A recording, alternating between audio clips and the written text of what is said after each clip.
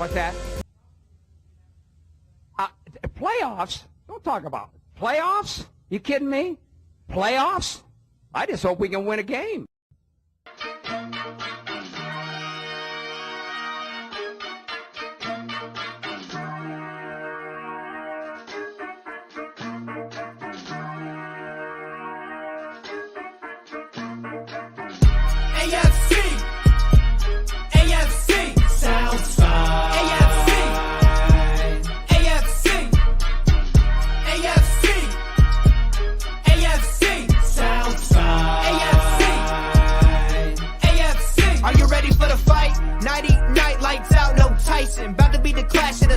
Strike like a lightning bolt. You feel the ground pounding, that might be the coast. Quick like a joke, like to hit when provoked. Don't you doubt that. That's a Jaguar to a house cat. That's an outcast to a whole squadron. If you talking Houston, then we've got a problem. You'll probably get the horns if you mess with the cattle. Sit back in your saddle and get ready for the fan battle.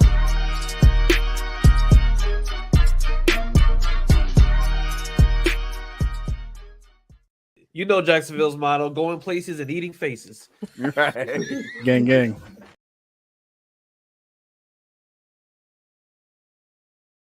Oh boy, hey, that was not as graceful as it usually is. Good evening. Welcome to the AFC South Fan Battle Podcast, brought to you by Fan Battle Sports. We've got a new panel of folks this week. This is a little bit different from what we normally do, but hey, I'm your host, your biased host. My name is Harish, and this week on the Fan Battle Podcast, we've got VT from the Texans.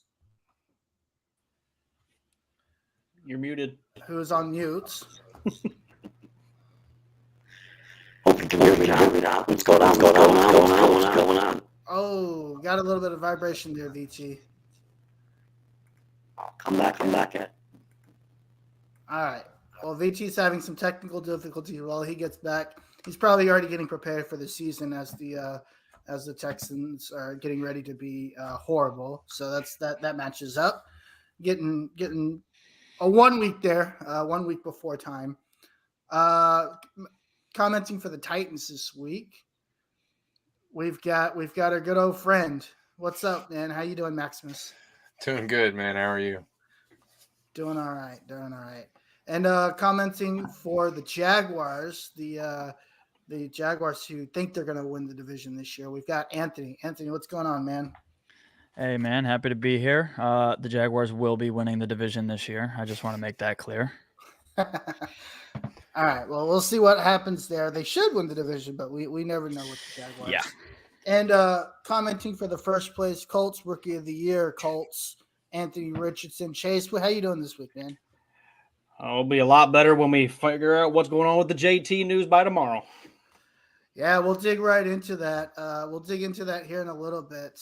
But first, before we get started, I do want to talk about the injury that occurred to a Jaguars player, if I'm not mistaken, over the weekend. I don't remember the name, but we'll get underway with NFL news. So there was an injury in the Jaguars game. Was it the Jaguars game? Where It was the Jaguars game, but it was a Miami Dolphins Yeah. receiver. There we go. Okay, Miami Dolphins player. His name is Dawood. He suffered, I guess it was a concussion, but he was on the field laying down for quite a bit. I didn't get a chance to watch the game. So, Anthony, since it was the Jaguars game, you want to kind of give us a rundown of what was going on? To be fair, I had honestly turned the game off by that point because it's preseason. I had seen Trevor. I had seen what I needed to see from the offense. But yeah, no, it looked like it was probably a concussion, something like that. 8.5 minutes to go. Might as well just call the game. No reason to come back after something like that for a meaningless preseason game. Gotcha. Dawood Davis is the name there. Thanks there, Matt. So, yeah, I didn't really get a chance to check the game out. It sounds like he was released from the hospital later on that night. And from what I understand, he was able to make it back and travel back with the team, if I'm not mistaken. Is that correct? Yeah. So he was able to travel back with the team. Shoulder pad to the head. You know, these things are, as much as the NFL is trying to limit the way these injuries occur, at the end of the day, it's still a violent sport, right? And these types of injuries occur. These types of injuries happen. What do you guys think? Is there anything else that the NFL will do or can do to prevent these types of hits? Because as much as they're trying to prevent them, it almost, I mean, obviously we remember what happened to Hamlin last year on live TV. I don't think that was concussion related, but anything you guys think the NFL might try to attempt to do to limit these types of injuries? Well, hopefully you could hear me better now, so I'll just start real quick and say that the Guardian caps that they're using in practice are supposedly reducing concussions by 10%.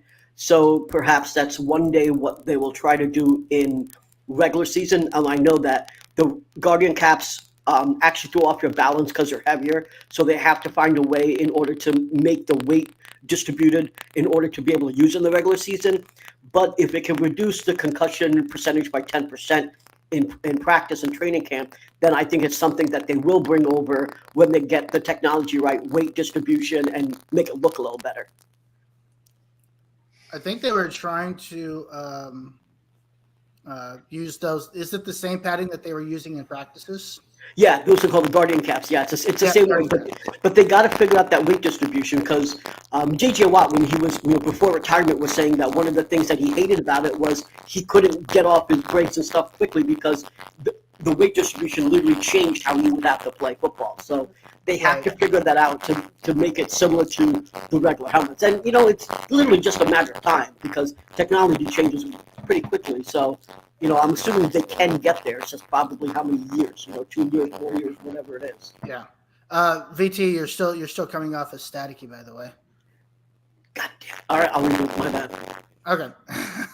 Yeah, I think that's a good point, though. To VT's point, and we've seen this kind of as players have started practicing. It kind of really showed up the first time last year where they were using the padded helmets. And to VT's point, we don't know if it was impacting their ability to move on the field, and we've heard that might be an issue where there's the issue with weight distribution.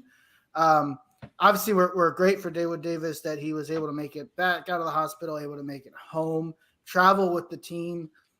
Here is a comment from Jay saying you could either do that or you could split blockers as rubbing up. Oh, okay. He was talking about the mic. That has nothing to do with the injury there. But we'll continue to see what goes on there as we continue to see what the NFL does to prevent injuries here moving on in the future.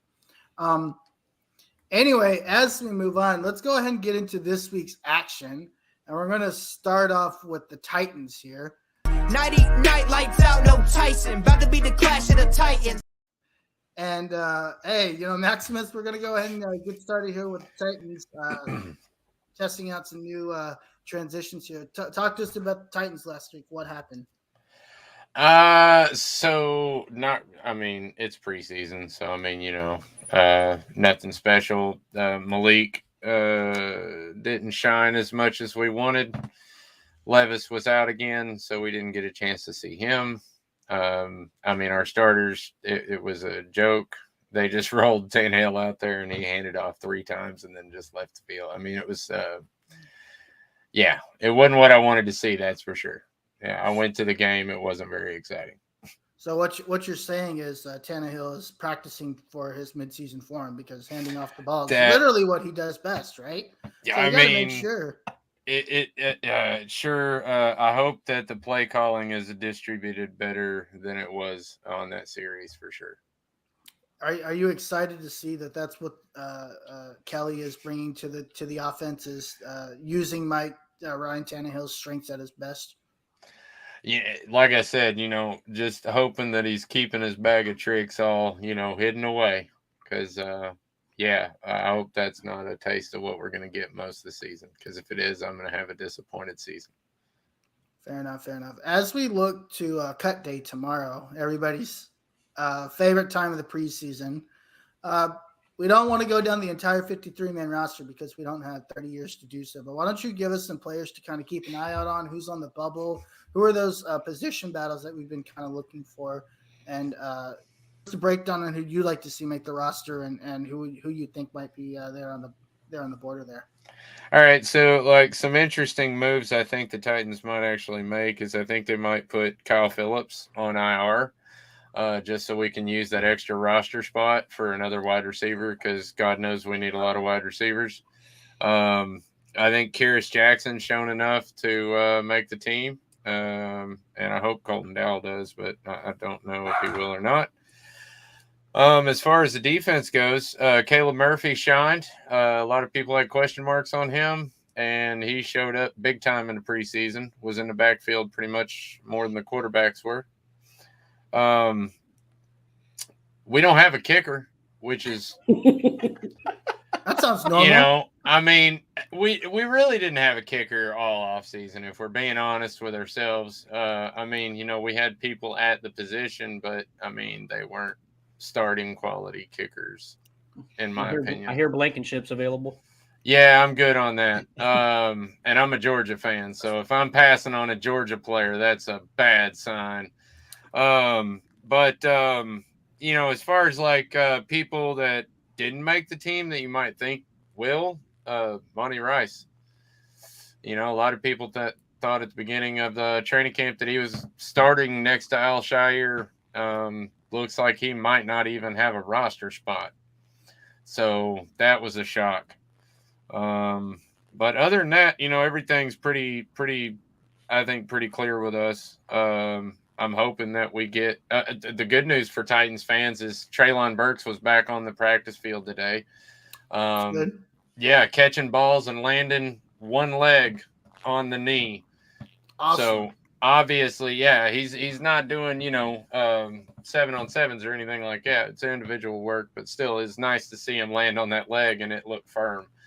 But yeah, that's pretty much all I got for my roster right there, buddy. You never want to hear injuries because it's obviously part of the game. We hate each other's teams, but we're also we're human in the fact that we want to see Treylon Burks eat cheeseburgers without getting injured. So we want to make sure that he's not injured while he eats those cheeseburgers. That way, when he sucks it up on the field this year, it's legitimate and not because of an injury. Well, look, man, Matt's got it. See, I went to try to give y'all credit, and then I look in the comments, and Matt's got it already taken care of for me. Perfect. But I was gonna say that I'm surprised I got through my whole bit without someone saying something about mayonnaise. But Matt, even though he's not on the show, he's still on the show. Yeah, Matt's a top contributor, and that's what we need here on the AFC South Fan Battle Podcast. So, if you ever think you're going to get it out of an episode without the mention of mayonnaise, I think you're on the wrong podcast. Never again. And VT is still staticky. All right. Still staticky? Still staticky. Yeah, man. I don't know what's going on there. Yeah, having some difficulties, but you're still staticky. All I have to say about the mayonnaise thing is that Will Levis signed a lifetime deal with Hellman's, which pretty much cemented the fact that mayonnaise jokes are going to follow us around at least until he goes away. Probably forever, but that's okay because it's the first time a rookie's ever made a deal like that. And you know what I say? Kudos to you, man. Good job for taking a situation and making the best of it.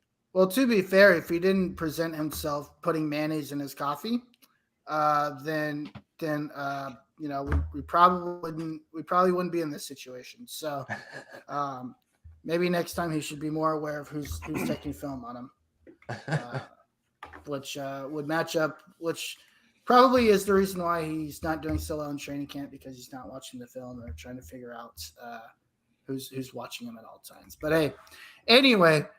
Next, Anthony, I'm gonna switch it on over to you, and we're gonna talk a little bit. Like to hit when provoked, don't you doubt that. That's a Jaguar to a house cat.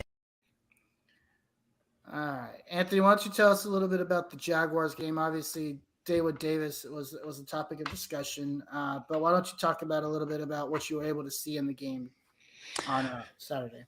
All right, so like I said, I did not watch the entire game, but I watched the important parts.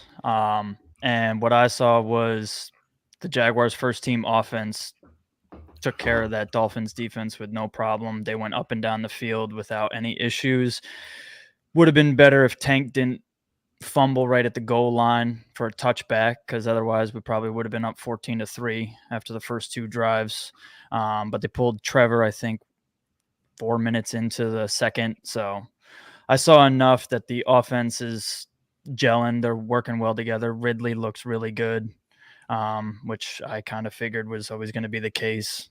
He's been taking care of his body. He's been staying in shape, and he looks the part.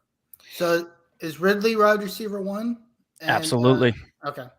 I'm just making sure. Listen, everybody was really excited about Christian Kirk last year. When you drop $72 million on somebody, you better get excited, because that's a lot of money to spend on somebody. But I think Christian Kirk is really good at what he does, but he is a slot only guy, basically.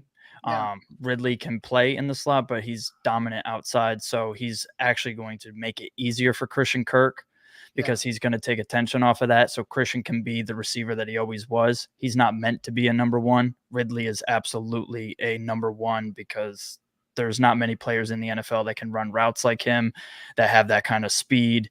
And he just understands DB's blind spots really well. And there's just not a lot of players that are at that level with that kind of stuff.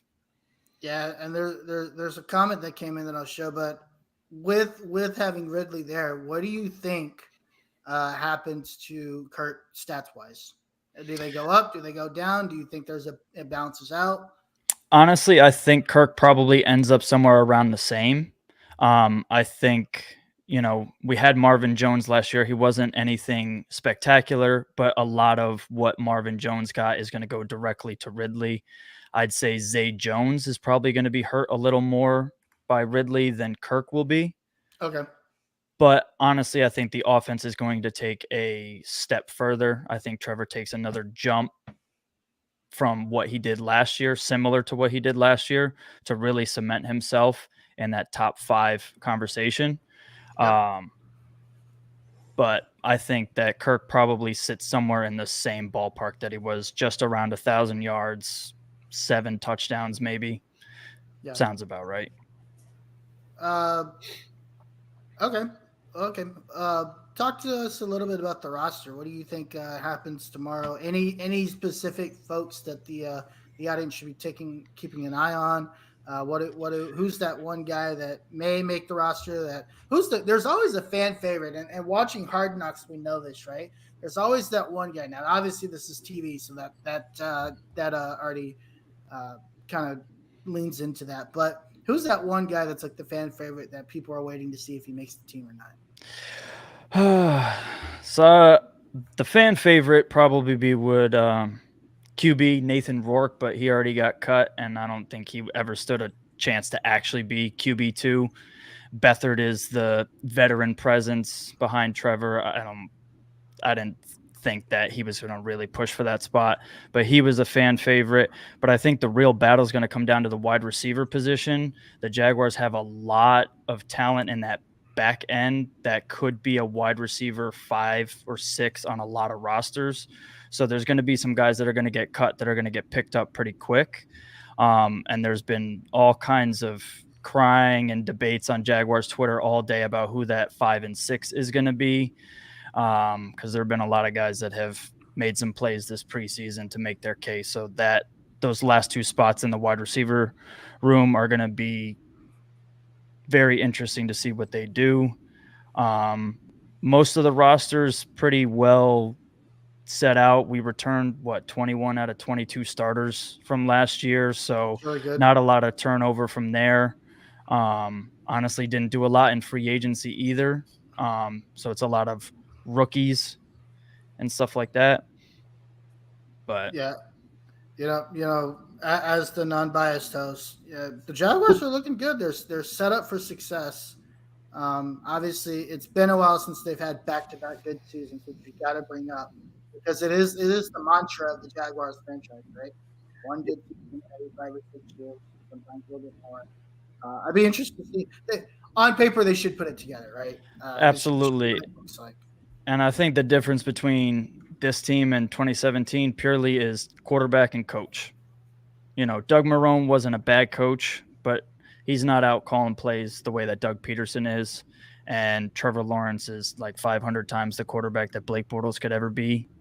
No matter how awesome of a guy Blake is, he's not a Super Bowl contending QB. Absolutely. And as soon as Tom Coughlin, pissed off that defense in that locker room and sent everybody the way they were, there was no shot that team was going to stay together and stay relevant without a QB to keep them at a competitive level. I think that now with Trevor, there's no reason that they should take a step back. It's how much of a step forward will they really take?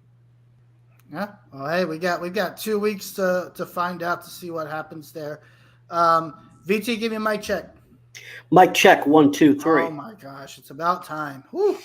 All right, let's go ahead and talk a little bit about the Texans here. Outcast to a whole squadron. If you talking Houston, then we've got a problem. All right.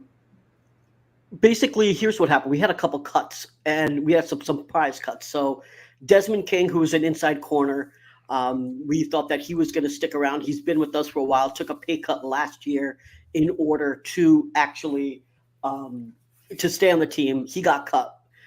We just got somebody actually this week who played in the preseason game, caught the interception that actually won us the preseason game. So he commanded that roster spot. Sad to see Desmond King go. He's a really good team player, can play the inside and outside. So that, to me, that was the only surprising cut. Roy Lopez got cut. He had a terrible season last year. He worked on his body, got better, but got hurt again, and so wasn't able to compete. We got rid of Kirko. All you might know about Kirko. He's been in the NFL for a while. He can't cover. He's getting old. They released him. I have a feeling that they actually worked with him because I think that he actually asked to go because I think he views himself as a starter and not as a backup. We got rid of 2 of our tight ends, Mason Schreck and Vanette, which means that we are preparing to pick up some more tight ends. So if you caught the preseason game against the Saints, I think most of you, if you're not being too biased, will agree that Stroud is throwing some great throws. Pat McAfee talked about him today, saying that he can literally put the ball anywhere he wants. And obviously not just being a homer, but, if you're watching football, you can see that's true. The big challenge for us is going to be the receivers because last preseason game and in this preseason game, we had drops. Noah Brown dropped 2 passes in the preseason game against Miami. We had drops with Woods and Collins in this game. That's going to be the challenge. It's not going to necessarily be, can the quarterback Stroud actually get the ball there? It's going to be, will the receivers be able to actually catch them? And then if you know anything about the first game, it was really bad because our O-line was basically third stringers. So in this game, we had most of our first stringers up there. Howard is still out. But you had others protecting him, and the line was strong. The line was strong, notably without 15th overall pick Kenyon Green. So they put him in the backups. He's actually in the seconds, which is interesting. We grabbed Dieter, who was in Miami, who didn't play a single snap on offense and only played on special teams, but he actually was good at left guard. So I don't know whether, Kenyon Green is going to be a bust, but what I'll tell you is I don't think he's going to start this season and be part of the ones. So overall, the Texans are looking good on offense. On defense, Will Anderson is looking like a beast.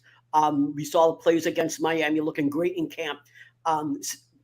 We didn't have Sting or Nelson, 2 of our best corners, play yesterday, and they're part of a great secondary.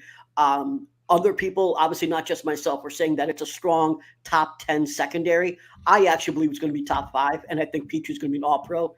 Call me a homer for that, but I'm going to die on that hill. So I think overall we got a good squad going. There's some challenges there, like I said, on the receivers. But I think that overall we're going to do pretty well, and I'm looking forward to sweeping some of your asses.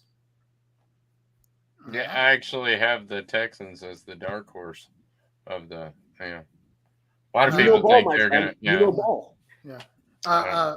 Maximus, I don't think that's a surprise. I mean, honestly, I do think the Texans roster-wise are probably took the biggest leap on paper. Only people that don't think that's possible is your delusional fan base, who think that they're still Super Bowl champions. So Texans being second, maybe challenging the Jaguars for the division isn't as bad. CJ Stroud, look, I'm a CJ Stroud homer. I've wanted the guy since day one. You guys know this. Ever since we had the opportunity to suck, and CJ Stroud was my guy. And his accuracy was the big thing. His accuracy, he could put the ball anywhere. He can make any NFL throw. He literally can be that guy. So I'm not surprised to hear that he's making that happen. So now I'm done talking about how good the Texans are because they suck. But yeah, no, I don't. I mean, what does second place in this division look like? Matthew seems to believe that we'll be fighting for second at 6-11. I actually think it's 7 wins. I think it's 7-10. Yeah. I think the Jags win 10 games and we win 7. Yeah, I do think that's realistic. I don't think that's out of the realm of possibility. Real quick, you talked about a little bit of the cuts. Are there any other cuts or any other position battles we should be looking out for that you haven't already mentioned? So, like I said, I think tight ends are a big deal. I think we still are going to add more depth for the O-line. We lost 3 guys on the O-line this year. Scott Quesenberry, who anyone that follows me on Twitter knows I don't like, but I obviously didn't want to have him to have a season-ending injury. So he got hurt. We brought in DJ Scarif, who got hurt. Titus Howard, who should start week 2, week 3, maybe week 1. A right tackle who we just extended for 3 years. He got hurt. So we had a bunch of injuries on the O-line. So I think we're going to have to continue to get more depth there. Heck, who was our swing tackle? He got hurt. So yeah, we had 4 guys on our O-line get hurt. So we're talking O-line depth, tight end. And then I think we are still going to add more depth to that secondary as well, because I think that's going to be a strong point. When the season's done, we're going to be known for our secondary more than anything else. Awesome. Well, Vici, thanks for breaking down the Texans. I'm glad your mic didn't break down while you were talking about them. Finally, last but not least, we're going to head over to Chase, and we're going to talk a little bit about the Colts. And strike like a lightning bolt. You feel the ground pounding, that might be the Colts. Chase. Oh, all right. Well, let's talk about the game first. Yeah. I know the Colts fans didn't see Richardson play at the home game, which is kind of sucked, but he did play for almost, I believe he played the whole first half.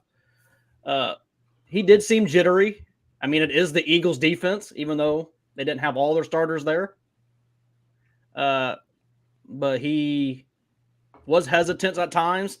The offensive line was not protecting him that much because, for one, the starting offensive line still has not played together because Braden Smith has been out. He's been injured. Ryan Kelly wasn't in. We're still looking to see on left tackle how Raymond's going to do. Basically, the offensive line's still in shambles because we have no clue what's going to happen. Alec Pierce dropping balls. And it looks like right now Josh Downs might be that slot starting receiver now instead of McKenzie. Tight end, it looks like, if I read it correctly today, Jelani Woods is now out for the season with a torn ACL or hamstring. You know what that means? That means the Colts have to hold on to Mo Alley Cox for another season. Jeez. Yep. I hate that so much. Yeah. That sucks. That's what I think Jake, Jake reported that earlier. I was on lunch break and I saw that. And then obviously, let's see what else we got. The defense was just okay. I mean, we got young corners everywhere, pass rushers. I mean, we still really don't have a pass rush. I like the guy from Northwestern. I don't really know how to pronounce his last name. Adoe. Yeah. Ade. Yeah, I just call him Ade. Prince. Basically Prince Adoe. Yeah. I like the running back Evan Hall. We'll get into this later because we all know JT possibly might be traded by tomorrow by 4 p.m. For how much we don't know, but Richardson looks promising. As if we're gonna lose games, let's have a rookie out there. We don't need Gardner out there right now. Gardner was very consistent. He only had 4 missed attempt incompletions all preseason. Gardner's going to do that veteran presence. I mean, the Jags had him. You guys know what he's like. He killed the Colts every time we played us. Everybody killed the Colts every time they played us. But that's not synonymous. Just right. Gardner Minshew. We had. We also, let's see. Our kicking game's okay. If we got Matt Gay. Other than that, we really don't have much exciting besides Richardson going for us right now in that game. I'm glad we won, and Richardson hasn't been sacked really, and we have a mobile quarterback that can get away from the pass rush, which was I was excited to see that because when he was about to get sacked, he really got the guy off him, shrugged him off, and ran. Yeah. Taking a look at Richardson, look at the preseason as a whole. What letter grade would you give Richardson across the 3 games? He didn't play in the second game, so basically 2 games. I would say right now he's gotten better.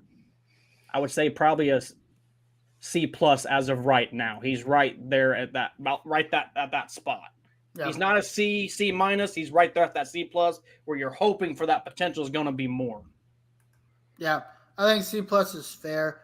The one thing about Richardson that I think he can, I'm not going to say didn't like, but I think he can improve on areas of opportunity.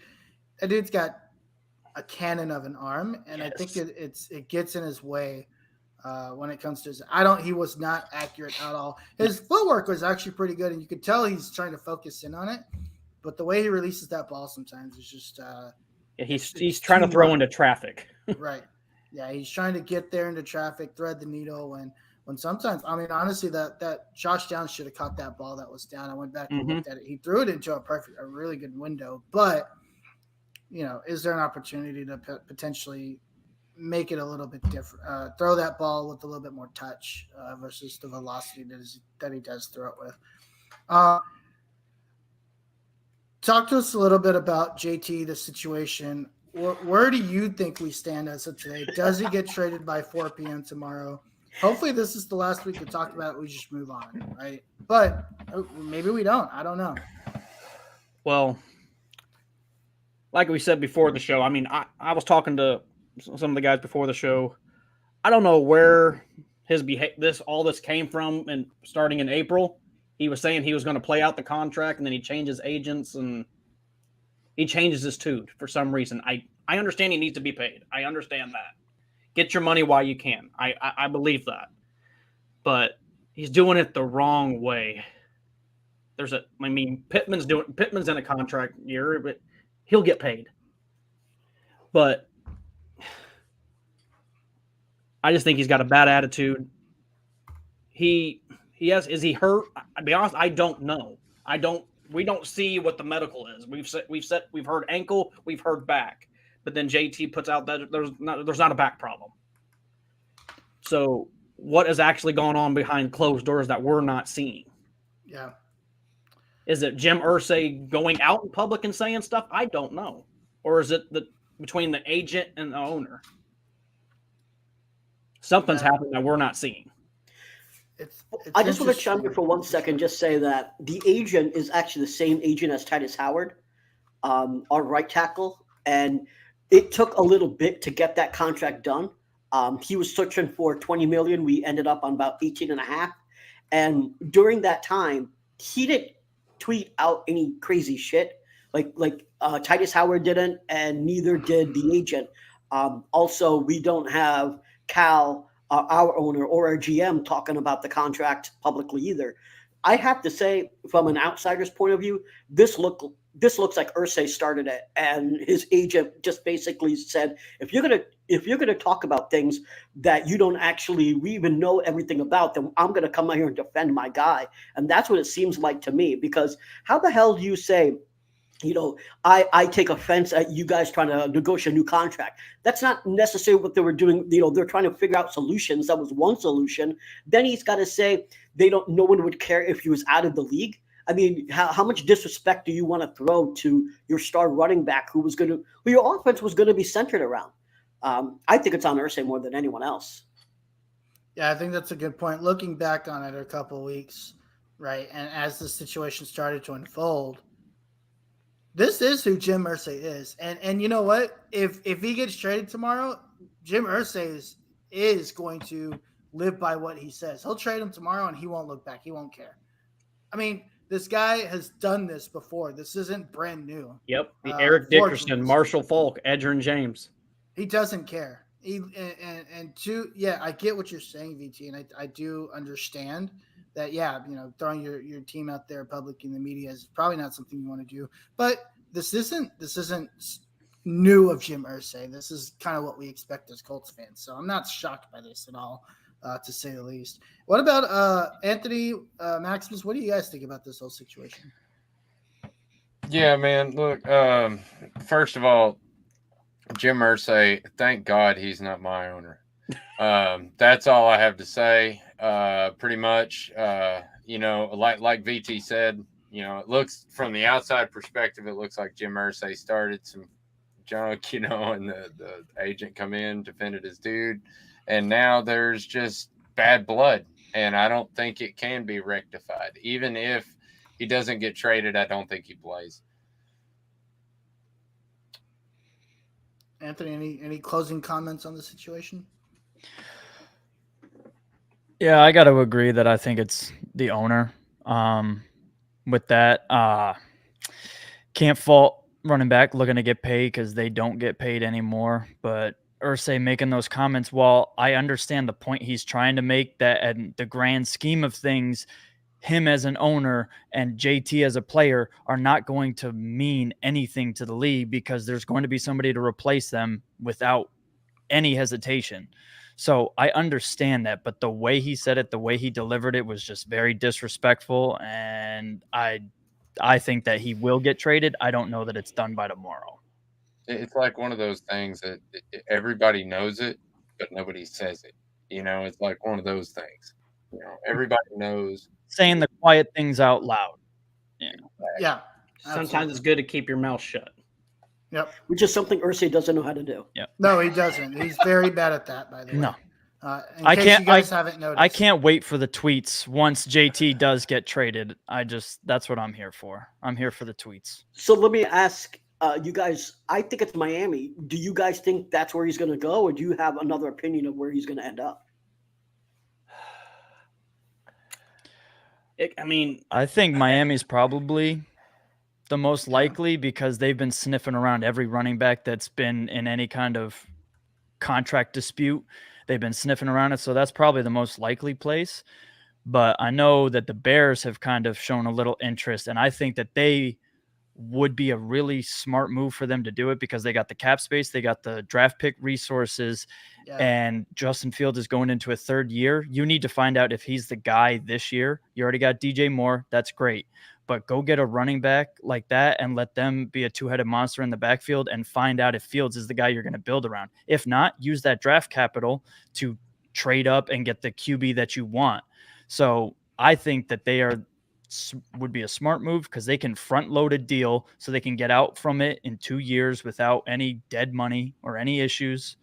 And they can send them whatever pick they want. It's not going to be a first. Colts will not get a first for JT. But they would be the team that I would pick if it's not Miami. Yeah, I don't think anybody in the fan base is expecting a first-round pick. I think getting the second-round pick, honestly, getting what you invested in him, I think is a win at this point, right? The team that I think is interesting, and I'm still keeping this in the back of my head, is the Dallas Cowboys. I think that is a team that is very, very interesting. For the sake of kind of with Justin Fields, right? The Cowboys this year need to figure out if Dak is their guy moving forward. They went and got Brandon Cooks. They're loading the offense up for him. Zeke has never really been Zeke his entire time in Dallas, except for maybe the first couple of years he was there. So if that does having a guy like JT help him out, I don't know. I just, for some reason, I keep wanting to come back to the Cowboys. And then that probably questions: do the Eagles get in on? I could see that just to keep it from the Cowboys, which that's the petty kind of stuff they would. I think the Eagles would get in it just because Howie hears trade and he's like, hold on, let me get involved in this. He hears that and he has to be involved in everything. It is a trigger word for him. He just kind of like glitches up every time he hears it. But say he does go to Miami, does that put Miami as a serious contender? Yes. I think Miami's a serious contender right now. Already, yeah. Yeah, I was gonna say. So adding JT, I think just maximizes that. Yep. Miami's probably looked at as probably a top 3 or 4 team in the conference already. Even though they share Buffalo as a division opponent, Miami is a top 4 team. And the Jets. The Jets, yeah. I don't know about the Jets. I was going to say, I'm not that excited about the Jets. Jets defense is The Jets is still the Jets defense. They're well, still good. that defense is a problem, and you have a really good second-year wide receiver and a Hall of Fame quarterback. Aaron Rodgers had one bad year and a really bad offense. I don't think that's Rodgers. I think that's a circumstance thing. I don't think the Jets are automatically the favorite for the AFC, but they are absolutely a playoff team. And you don't even need Aaron Rodgers to do everything. You got 2 beasts of a running back, right, to hand the ball off to Dalvin Cook and Breece Hall. Yeah, they can fix the offensive line problems. They're set. Mm-hmm. Y'all got to remember, do you know who their offensive line coach is? Probably some bad Titans offensive line coach. Exactly. The Titans coach from last year, the offensive line coach. We had the 32nd ranked offensive line last year. Do you know who's calling the plays? Nathaniel Hackett, former Green Bay Packer offensive coach in Green Bay. Yes. Aaron Rodgers is former OC where he had all those successful years. Yeah. Yeah. Hackett's been decent as a coordinator. He's just a bad head coach. Right. So him as a coordinator doesn't really seem that bad to me. I think that's a misconception, right? Just because you were a bad coach. He led some pretty successful seasons with the Jaguars as the offensive coordinator, then took off to Green Bay and had a couple MVP seasons with Aaron Rodgers. Yeah. I don't think that's on Hackett for what happened last year as much as Sean Payton wanted to say. Sorry, I was referring to the passing game coordinator. Yeah, I know you're trying to make a Titans reference here. I don't know who the passing game coordinator is. It's for the Todd Titans. Downing, man. It was our offensive coordinator from last year. Yeah, so think about that for just half a second. The guy that's blocking definitely and the guy that's doing the passing coordination. Yeah, but I don't know if that's more on talent than actually, the coaching, honestly. I mean, at that point, you had a quarterback that couldn't pass. What the hell was that? I mean, what were you going to do with Willis last year?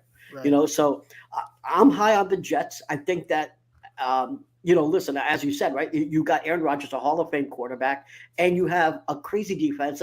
Brees Hall's coming back. He's healthy. So, and you have the rookie of the year. I mean, the offensive rookie of the year and the defensive rookie of the year over there. I think the people that think that the Jets don't have a chance are really sleeping on them.